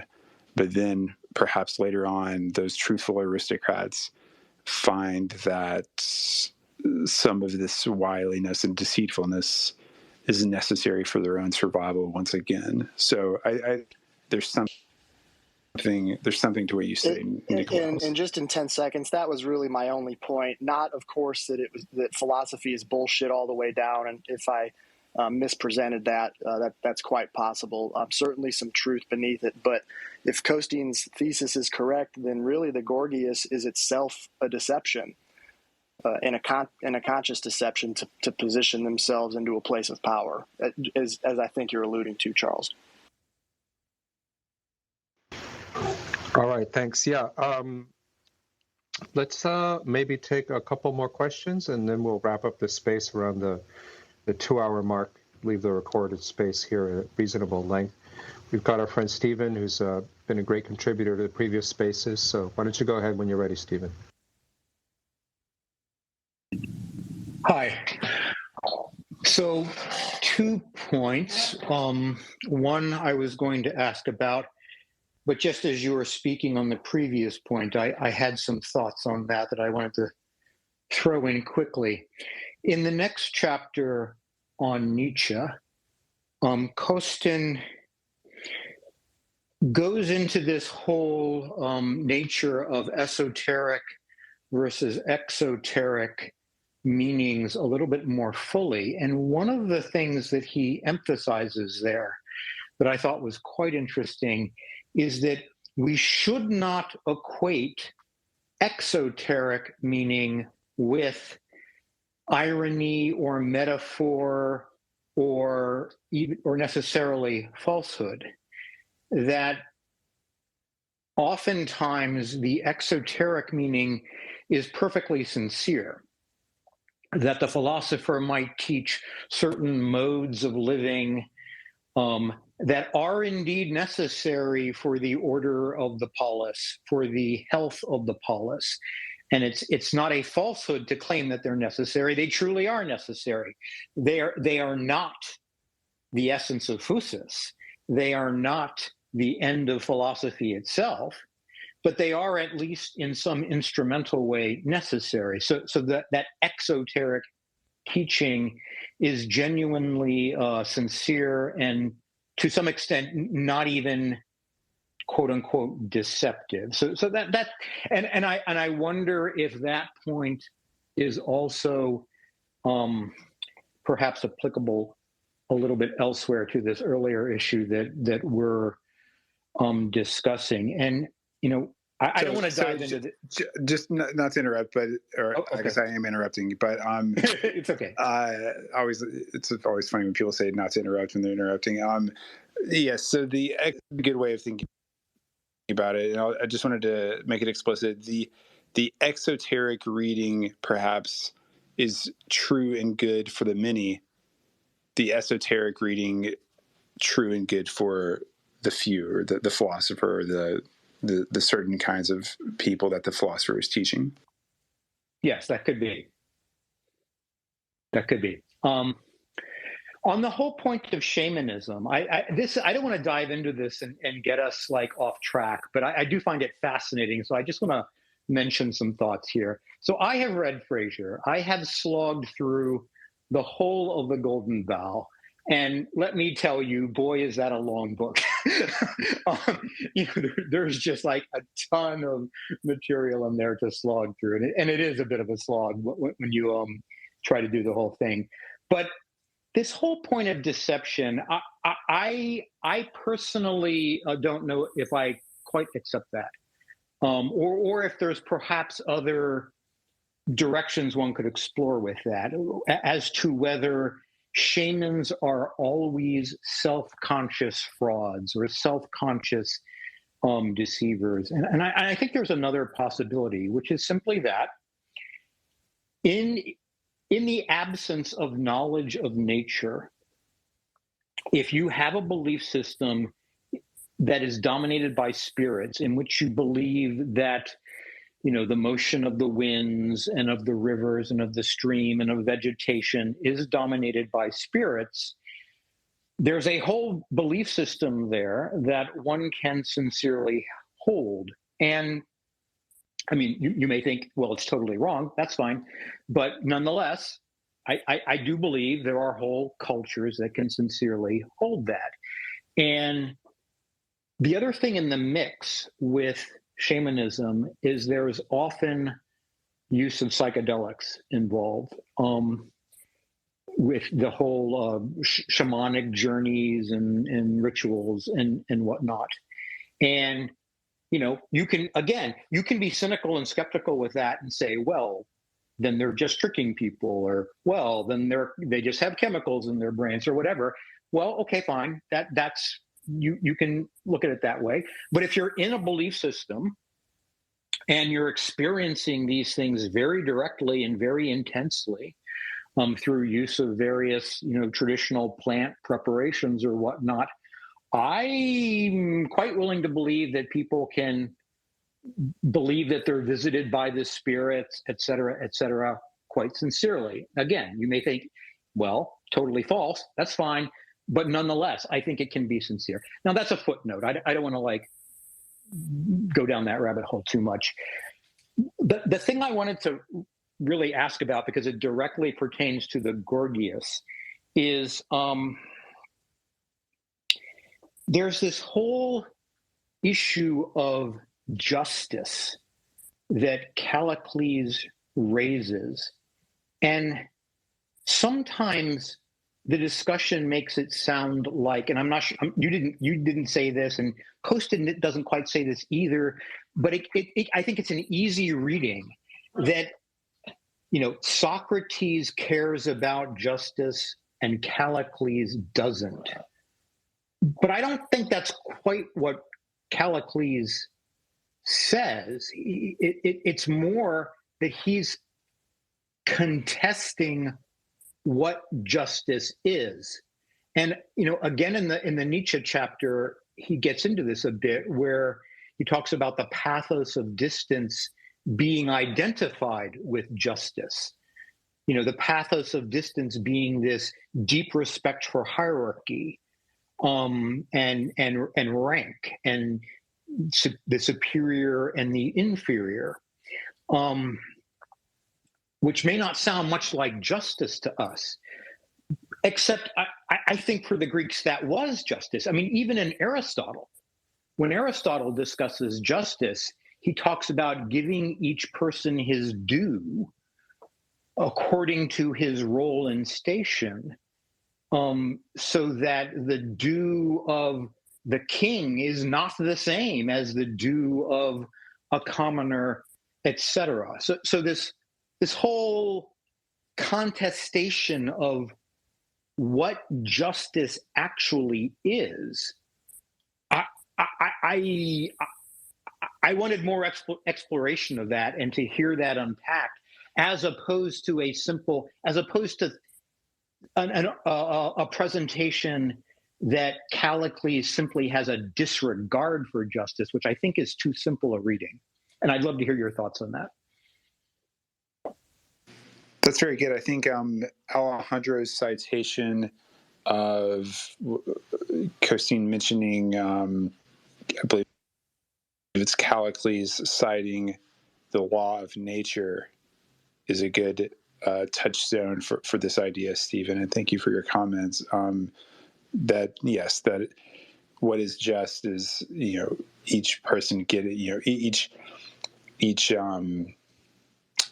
living thing, or each being arranged in a natural hierarchy getting what it deserves, getting what is due, right? And so a superior being, taking more or whatever is actually what is just, and not the artificial constraints of a certain society, whether it's from the ancestral customs repeated by a council of elders, or the laws passed by a democracy.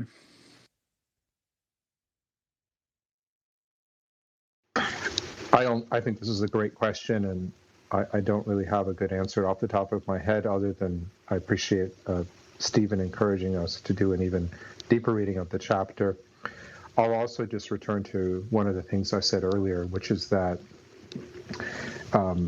part of the interest and the excitement of this is that it should invite us to take these ideas and read into other Platonic dialogues. So here, for example, looking at discussion of justice in Republic, for example, we could basically kind of maintain the core of this reading as a sort of hypothesis as to Plato's political philosophy, and then see if it informs us as we go into those other dialogues, or if we encounter obstacles.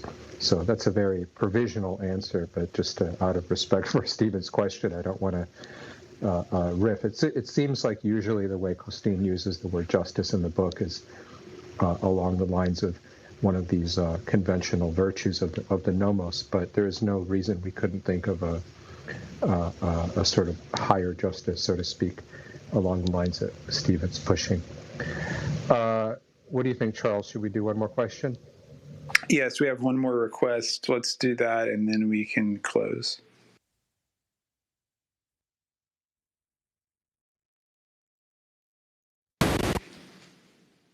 Denis? Hey guys, I was listening to your beautiful podcast, and to be honest, I really haven't engaged neither with the Gorgias nor with this interpretation that you were actually making a very interesting analysis. I was an amazing food for thought, specifically going to this quotation that I think Alejandro read from the Gorgias itself.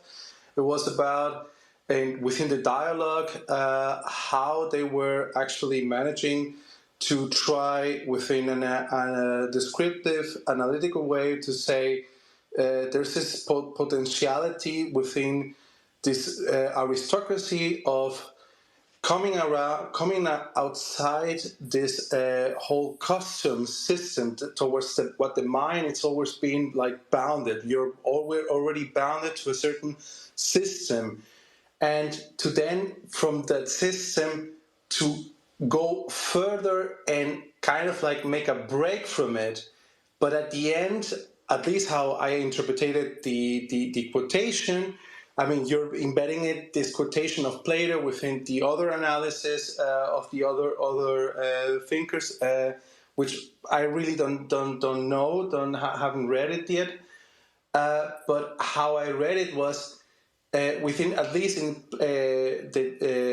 Plato's dialogue, was after you already have broken off from the nomos, from the system that has bounded you to a certain customary, then to trust, in a way, kind of like, I would put it like very lightly, transcend it, but at the end, you find yourself within this dichotomy of, let's say, truth and power, maybe even justice, and revolve it within that articulation of what you may come from it into this rhetoric. And the end, we're just bounded into putting it into a certain dialogue and certain ways of explaining that to the other, making that the other explicit.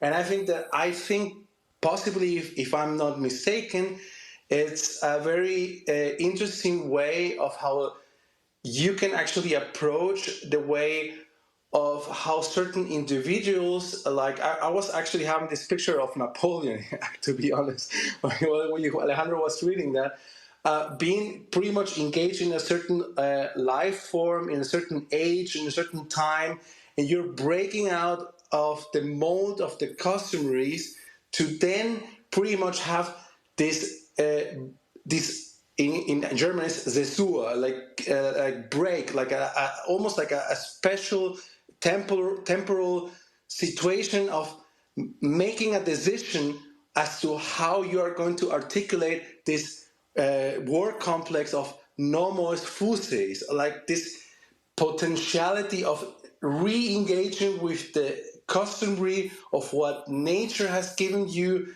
as dispositions, as a biological entity, to then re-engage into nature, into within the living customary, but seeing it through and making a certain statement, making a certain articulation within the awareness of how political philosophy in that sense becomes pretty much I wouldn't say just necessarily instrumentality, but a certain statement for one reflective being. That's how I made that interpretation. I will just because you're wrapping it up, just want to hear your thoughts about this idea that I'm trying to articulate. Yeah, thank you, Denis. If I understand you, I think what you are trying to think about is actually the question that's going to concern us in the next space when we talk about Nietzsche. It's a question about whether this particular conjunction of events that gave rise to philosophy to begin with it is in time and space completely unique, or whether it repeats, whether it can be repeated at all. And if it is to be repeated, is it going to be repeated, just to put it in this basic schema, in the type of the philosopher or the type of the tyrant? So would it be somebody like Napoleon or a Caesar, or a figure that would appear and immediately be recognized in a sphere of influence as having that particular bearing? Or would it be a thinker who similarly sends shockwaves? Or would it be something else, right? Something that right now has no name. I think what you're trying to think through are, is this a sort of general schema for the conditions under which something like this can happen, or is it an illustration of how it happened once? I mean, one of the things we talked about in the space on Pindar is the idea that there can already be a sense that even though one has this notion of physis, it can be sort of vanishing or nostalgic.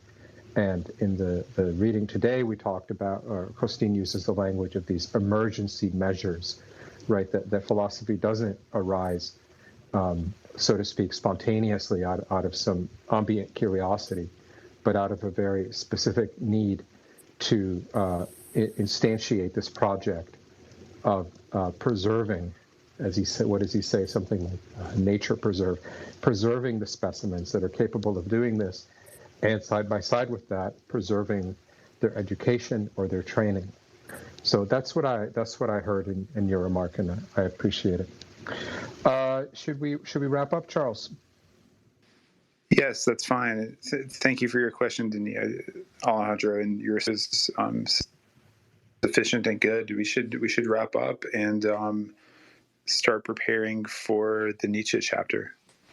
Yeah, so in about a week or so, we'll do a space on the last chapter on Nietzsche in the book, and I'd like to once again remember our fallen friend Spergler Acolyte, who should have been with us tonight, and will hopefully be with us for the next space. He's been a part of this in the first two, and part of this dialogue, but unfortunately, as we said earlier, he was attacked.